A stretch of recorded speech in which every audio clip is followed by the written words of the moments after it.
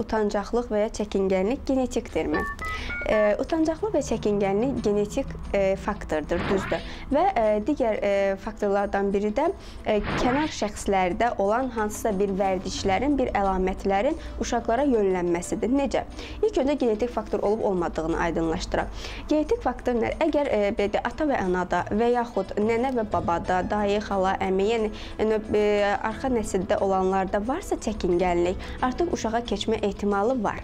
Və uşağa keçdikcə də və məsələn, valideynlər gəlir, deyirlər ki, məndə ünsiyyət problemi yoxdur və yaxud atasının, anasının heç birində yoxdur, amma uşağım çəkingəndir, utancaqdır, mühitə düşəndə özünə qapanır, hər şeyi bilir, amma cavab vermir. Bu demək deyil, uşaq heç nə bilmir. Əslində hər şey bilirlər. Sadəcə olaraq çəkinirlər bir şeyləri, fikirlərini ifadə etməyə. Və ona görə də bu genetik faktordur. Və artıq araşdırılmalıdır ki, əgər genetikasında varsa çəkingənlik, uşağa genetik keçə bilər. Amma ikinci bir proses də odur ki, uşaq mühitin təsirindən də çəkingənlik, utancaqlığa vadar ola bilər. Necə? Məsələn, uşaq bağçaya gedir və yaxud məktəbə gedir. Əgər uşaqda özgüvən əksikliyi varsa, çəkingənlikdən əlavə olaraq, özgüvən əksikliyi olan uşaqlarla ilk öncə çəkingənliyə yönümlü olurlar.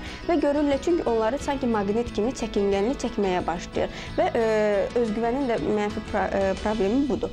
Və belə deyək ki, tutalım, onlar başlayırlar, görürlər yanındakı bir dostu, tanışımı çəkinir və onlar da artıq bunu yaxşı bir əlamət kimi görürlər. Necə? Görür ki, o sakitdir, heç kimin onunla işi yoxdur, heç kim onun üstünə qışqırmır, amma danışan, dilli olan uşaqların üstünə müəllimə qışqırır, onlara döyür və yaxud tam ki, valideynlər şiddət göstərirlər. Bunu gördükdə artıq onlar nə edirlər? Çünki burada artıq özgüvən aşağı olması öz funksiyasını göstərərək uşaqlarda çəkingənliyin yaranmasına səbəb olur.